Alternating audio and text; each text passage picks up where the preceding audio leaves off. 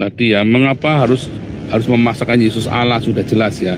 Keselamatan itu bukan karena Anda mengakui Yesus Allah. Lalu orang Islam bisa selamat dong? Nggak bisa. Mengapa? Karena orang Islam menyangkal penyaliban Yesus.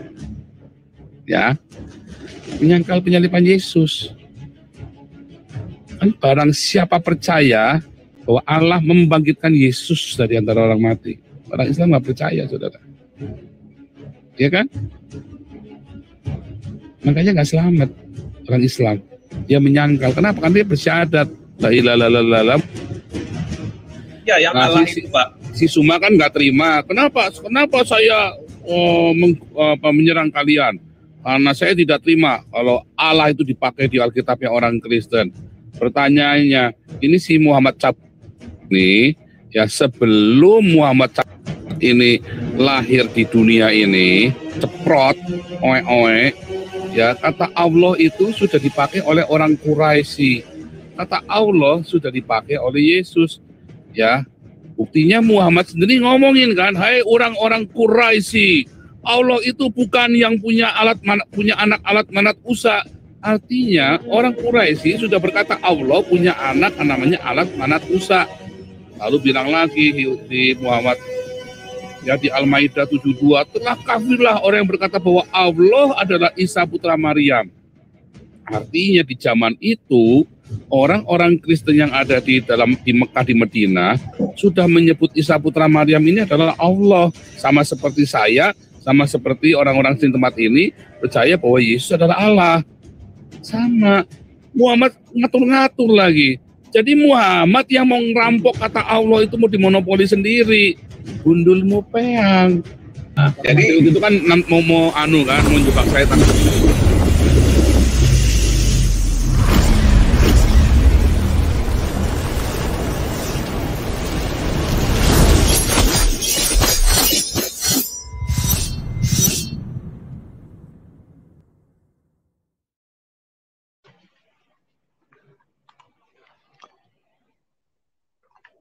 Assalamualaikum warahmatullahi wabarakatuh. Berjumpa lagi dengan saya Dr. Akal ya, di channel kesayangan kita, Hidayah Mualaf Channel, channel yang mengedukasi dan menghibur, channel di mana Oten yang datang untuk belajar akan pulang membawa ilmu, sedangkan Oten yang datang kejang-kejang akan makan tak sedap, tidur pun tak bisa sleeping ya.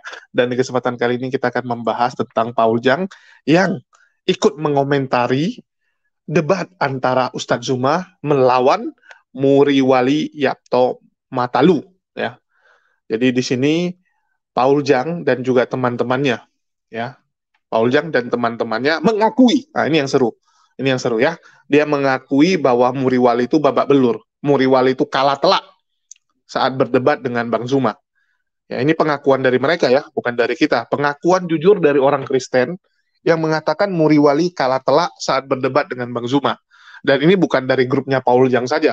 Dari Rudi Yohanes, ya, dari yang lain-lain juga sudah mengakui bahwa memang Muriwali itu kalah. Jadi bagi Pak Muriwali, ya, terima sajalah hal tersebut, Pak. Udah saya katakan, kalau Anda tanya sama orang Muslim, ya, bisa dipastikan 99,99% itu mengatakan Bang Zuma yang menang. Ada 0,001 itu pun karena ketidaksukaan dengan Bang Zuma, ya, secara pribadi. Jadi 99,99 itu pasti mengatakan bahwa Bang Zuma menang. Terus kalau kita tanya sama orang Kristen, ini sudah sekitar 40% yang mengatakan Anda kalah. Ya, 40% orang mengakui bahwa Anda kalah. Jadi bisa dikatakan mayoritas audiens itu mengakui bahwa Anda kalah, Pak Muriwali. Terima kenyataan itu dan introspeksi diri. Dan kita harapkan di debat besok Anda bisa melakukan satu hal yang berbeda, sehingga jangan kalah telak kali. Jadi kalau nggak kalah telak kali, minimal wasit-wasit ya, atau pendukung Anda masih bisa bilang, oh nggak kalah, remis, seri, debat hari Jumat kemarin, seri, nggak kalah gitu. Kalau Anda kalahnya cuma sedikit, masih bisa ditolongin, ya, masih bisa di-up sedikit sama pendukung-pendukung Anda, ataupun orang-orang Kristen yang tidak terima kalau pendetanya kalah. Ya, jadi kita harapkan Anda bisa lebih baik nanti di debat hari Jumat. Tetapi kali ini kita fokus statement-statement Paul Jang dalam menanggapi debat tersebut. Ya, nanti kita akan tanggapi betapa bodohnya Paul Jang Nanti kita akan lihat betapa bodohnya dia menggali kuburannya sendiri, menggali lubangnya sendiri ya. Statement dia akan kita bantah ya dengan statement dia yang sebelumnya. Jadi kita akan bantah dia dengan dalil mereka sendiri. Enak sekali nih. Karena Oten itu setiap ngomong, ya mereka tuh akan membantah statement-statement dia yang sebelumnya. Nggak bisa. Yang namanya kebohongan itu bisa ditutupi dengan kebohongan berikutnya. Tetapi kebohongan yang dulu jadi terbongkar. Ya, yang namanya kebohongan itu nggak bisa clear pasti. Ya, kamu hanya bisa menggali lubang untuk menutupi lubang yang sebelumnya, tapi lubang baru terbuka. Inilah yang terjadi di pihak teman-teman kita sebelah. Nggak bisa. Kamu hanya akan menggali lubang tutup lubang, Paul Chang. Ya. Karena memang ya kita harus maklumi terlalu banyak lubang-lubang yang harus kalian tutupi ya. Nggak bisa kalian menipu semua orang, apalagi di zaman keterbukaan informasi sekarang. Nggak bisa. Orang udah bisa akses, udah bisa cari tahu siapa ini sebenarnya. Agama apa ini ajarannya. Udah nggak bisa tipu-tipu seperti zaman dulu. Oke, kita dengar dulu lengkap, nanti kita tanggapi ya. Biar nggak perlu kita potong-potong dikit-dikit, langsung aja. Yang panjang nanti kita tanggapi semua. Ya, jadi teman-teman tolong benar-benar disimak dan dicatat ya yang penting-penting. Mereka akan menantang para pendeta-pendeta besar yang notabene bukan pendebat, tetapi penggembala, Pak. Gitu. Seperti Pak Esra Soru, seperti Pak MYF, mereka ini sebenarnya bukan pendebat. Jadi kalau diajak berdebat, orangnya sepertinya nggak tegaan. Beda dengan Pak Paul, kalau kita kan memang jiwanya apologet kan Pak kan. Kalau mereka ini nggak bisa Pak untuk diajak berdebat, terlalu lembut gitu. Nah ini para polemikus muslim itu melihat situasi itu sengaja mereka untuk menaikkan viewernya, mengajak orang-orang yang lemah dalam perdebatan ini. Dan mereka memanfaatkan itu, tapi sayang para pendeta ini mau terjun ke dunia debat, tapi bukan ranahnya mereka gitu Pak Paul. Ya. Bukan di situ ininya mereka. Dilalak sama serigala jadinya mereka itu ya. Iya, jadi bahan permainan gitu. Karena polemikus muslim ini tujuannya bukan mencari kebenaran, tujuan mereka itu adalah menghujat gitu. Nah, kalau menghujat ya harus Pak Paul yang menghadapi gitu. Habis mereka kalau sama Pak Paul gitu kan. Namanya nggak ada yang berani masuk ya. Nampak muka nggak berani. Kalau sama pendeta-pendeta besar ini kan nggak mungkin Pak. Belum lagi nanti dengan undang-undang ITE, undang-undang pasal 156, 156A gitu ya. Jadi nggak mungkin Pak. Jadi mereka merasa kalau melawan Rudy Yohanes dan lain-lainnya itu mereka pasti nggak akan bisa menang. Sekarang mereka mengincar para pendeta ini. Karena nggak mungkin Pak. Para pendeta ini orangnya yang jelas dia hanya mau menginjili dan menggembalakan. Itulah yang mau dibuat gitu.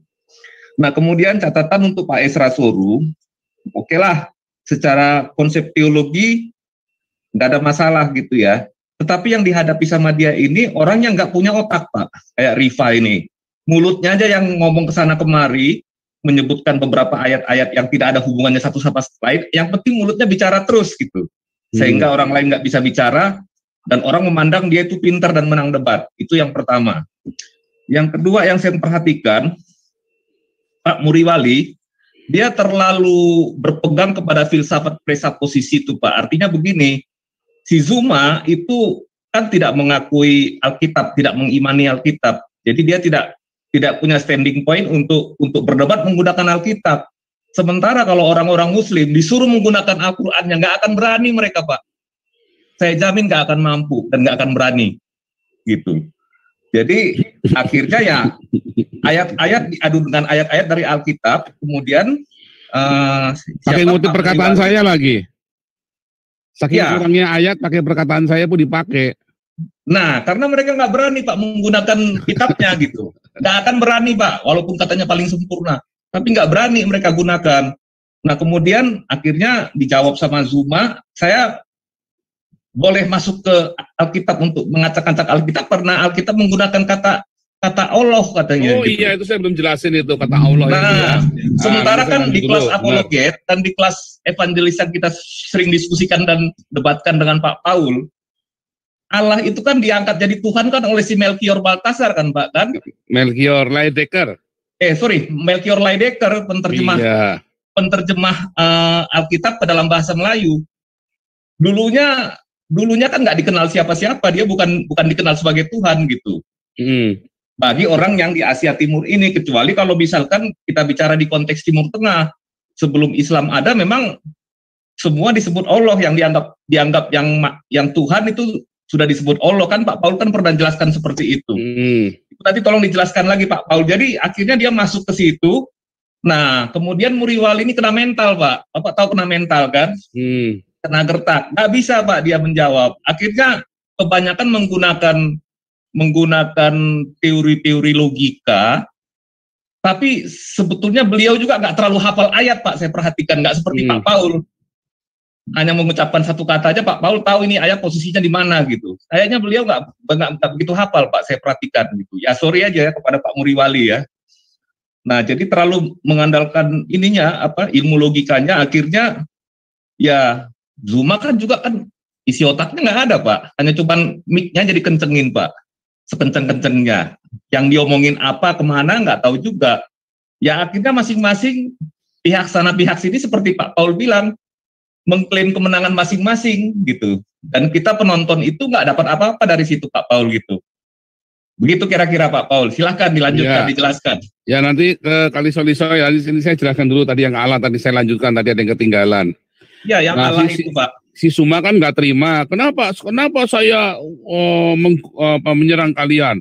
Karena saya tidak terima kalau Allah itu dipakai di Alkitabnya orang Kristen. Pertanyaannya, ini si Muhammad ini, ya sebelum Muhammad ini lahir di dunia ini, ceprot, ya kata Allah itu sudah dipakai oleh orang Quraisy. Kata Allah sudah dipakai oleh Yesus. Ya, buktinya Muhammad sendiri ngomongin kan, hai orang-orang Quraisy, Allah itu bukan yang punya anak alat manat Usa. Artinya orang Quraisy sudah berkata Allah punya anak namanya alat manat Usa.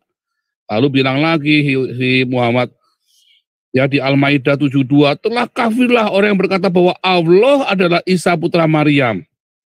Artinya di zaman itu orang-orang Kristen yang ada di Mekah, di Medina sudah menyebut Isa putra Maryam ini adalah Allah. Sama seperti saya, sama seperti orang-orang di tempat ini percaya bahwa Yesus adalah Allah. Sama. Muhammad ngatur-ngatur lagi. Jadi Muhammad yang mau ngerampok kata Allah itu mau dimonopoli sendiri. Gundulmu peang. Nah, jangan mau di framing. Ya makanya saya heran dengan pendeta Lukas dengan pendeta Yakub Sutrisno itu. Ya karena dia nggak tahu pendeta Lukas, pendeta Yakub Sutrisno itu ya ilmunya masih cetek ya. Maunya di framing, dia nggak ngerti sejarah, dia nggak ngerti ya bahasa Sumerian segala macam asal usulnya dia nggak ngerti. Oke ya, sudah ada beberapa poin saya rasa teman-teman bisa tangkap, satu-satu kita bahas ya, satu-satu.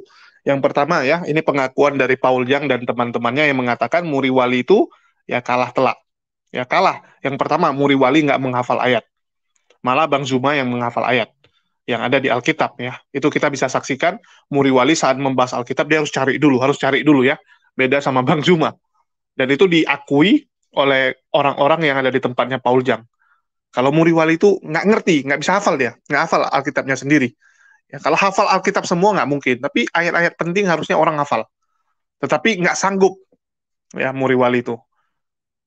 Jadi pendeta cetek lah kita bilang kalau menurut versinya Paul Jang. Ya, kemampuannya nggak ada. Terus yang kedua, ya dikatakan bahwa Bang Zuma itu cuma membesarkan mic. Mana ada, coy. Muriwali itu memang keteteran. Muriwali itu memang keteteran. Dan itu diakui ya oleh mereka kalau Muriwali itu kena mental dibilang ya. Udah kena mental duluan. Memang nggak sanggup dia berdebat. Karena selama ini dia monolog. Nggak bisa dia berdebat. Nggak bisa. Ya. Nggak bisa berdebat, dan umat muslim nggak ada yang mau menghujat, nggak ada yang menghujat. Ya, kita ngomong by data, dan dia bilang yang bisa hadapi Paul Jang.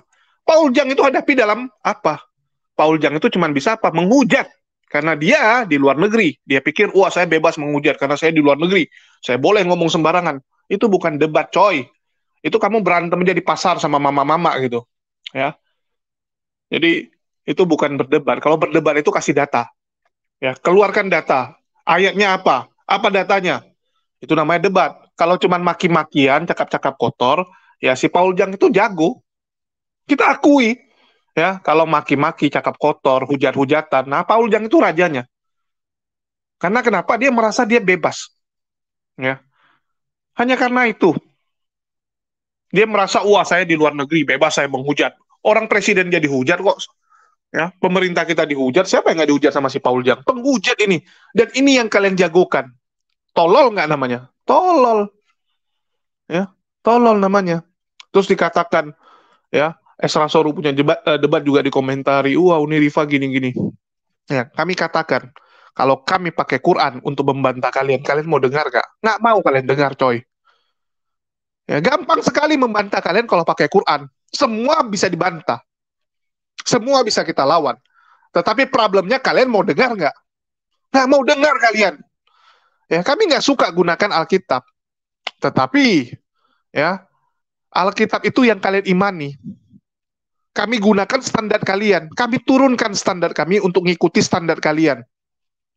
Ya. Ibaratnya kalian ini, ya kalian pakai pisau. Kami pakai rudal. Ya, kami pakai tembak. Al-Quran itu tembak.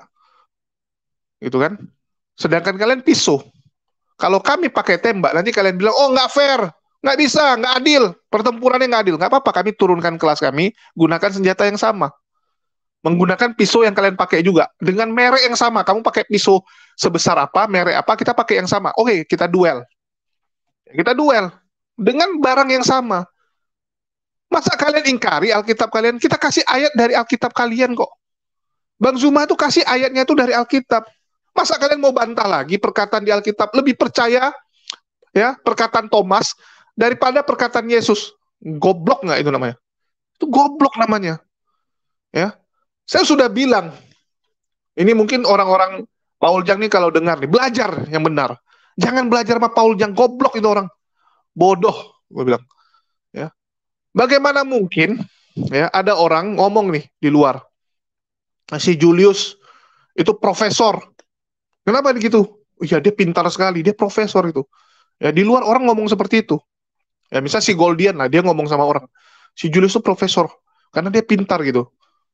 Terus ada orang nanya sama saya, Bang, abang benar profesor? Enggak kok, saya bilang saya orang biasa. Ah masa bang? Tapi abang pintar kali. Enggak, saya orang biasa. Yang mana harus dipercaya? Perkataan saya atau perkataan Goldian? Tentang diri saya ya. Tentang diri saya siapa gitu. Dengar saya dong, masa dengar Goldian? Kan geblek namanya. Mau tahu Yesus, dengar perkataan Yesus, bukan perkataan si Thomas. Masa kalian dengerin Thomas, bukan dengerin Yesus? Itu kan geblek namanya. Ya.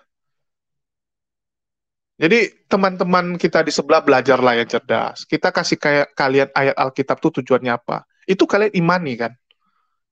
Ayat-ayatnya jelas kok. Yesus itu bukan Tuhan. Yesus itu bukan Allah. Ya.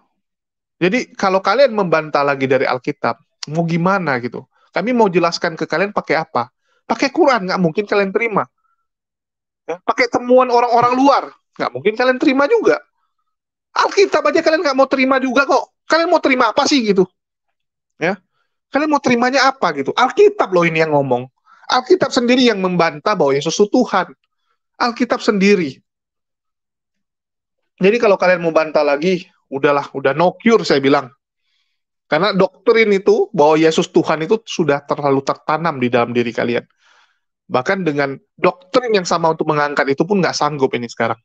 Ya, saya harapkan yang masih bisa sadar, ya belajarlah yang banyak. Itulah kenapa kami dari dulu untuk mensadarkan teman-teman sebelah. Kami nggak perlu repot-repot dengan mengatakan begini bla bla bla. Baca Bible kalian. Ya, bagi teman-teman Kristen, kita nggak suruh kalian belajar sama Bang Zuma, belajar sama yang lain. Enggak. Belajar, baca sendiri Alkitab kalian.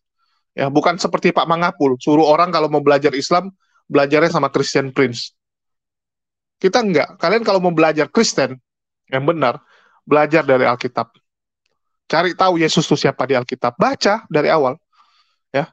Dari kitab Kejadian sampai Wahyu. Kalian baca benar-benar. Nanti kalian temukan Yesus itu siapa, pesan Yesus itu apa, ajaran Yesus itu apa. Ya, cuman baca yang benar, jangan baca sambil tiduran. Ya, jangan baca habis itu ketiduran, jangan. Baca yang benar. Baca dikit-dikit kan. Satu hari 5 perikop, 6 perikop. Ya. Pelan-pelan aja. Cari tahu siapa itu Yesus. Ya. Oke, terus kita lanjut. Ya, ada satu statement Paul Jang yang paling luar biasa ini. Ini catat nih teman-teman ya, catat. Dia katakan, ya, ini pengakuan Paul Jang nih. Orang Arab, ya, orang-orang yang ada di sana yang menggunakan bahasa Aramaik lah, yang menggunakan bahasa Arab, itu menyebut sang pencipta ya, itu dengan kata Allah. Ya. Mereka menyebut, kalau kita bilang kalau di bahasa Inggris God, mereka menyebutnya Allah. Ya. God itu Allah. Itu pengakuan dia, dan itu baru ditemukan Muriwali kemarin. Nah, agak mending nih orang-orang di tempat Paul Jang udah duluan tahu dibandingkan si Muriwali yang baru belajar kemarin. Setelah debat baru belajar ya. Terus dia buat video, ternyata lafal Allah di Aramaik dan juga di bahasa Arab itu sama. Ada videonya, teman-teman bisa cek. Ya. Kalau Muriwali telat pintarnya, tapi nggak apa-apa, minimal belajar dia. Ya, ada yang dia pelajari. Terus kita lihat juga, ya, kejujuran dari si Paul Jang yang menyatakan bahwa kata Allah itu memang sudah dari dulu. Ya, sudah dari dulu ada. Nah, bagus. Ya. Kamu mengatakan hal tersebut biar teman-teman Kristen ini makin cerdas sedikit. Ya, makin cerdas sendiri. Terus dia menuduh, ya, nabi kita ingin memonopoli kata Allah. Enggak. Ya, enggak pernah. Ya. Nabi Muhammad SAW hanya menegaskan bahwa Allah itu tidak diperanakan, ya, tidak pernah menjelma jadi manusia, ya, tidak punya istri, dan nggak aneh-aneh seperti yang selama ini kalian pikirkan. Menegaskan kembali status dari Allah, penegasan kembali untuk membedakan mana Allah yang benar, mana Allah yang tidak benar, mana Allah-Allah yang lain yang kalian sembah-sembah, yang aneh-aneh, yang kalian berhalakan.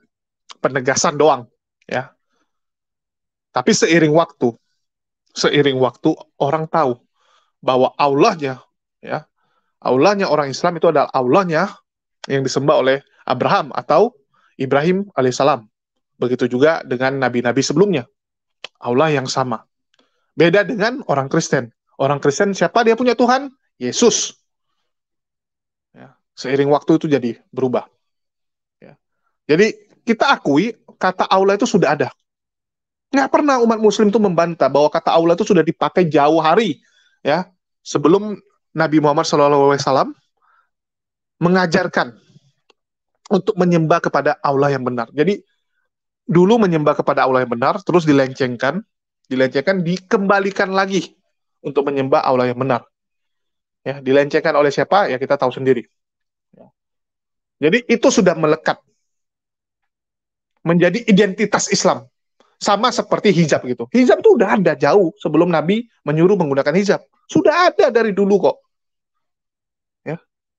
Cuman kalau kita bicara hijab identik dengan Islam. Kalau kita bicara Allah itu identik dengan Islam. Bukan Kristen. Kalau begitu, ya kita balikin lagi ke Paul Jang. Bagaimana dengan salib? Bagaimana dengan salib? Saya mau tanya.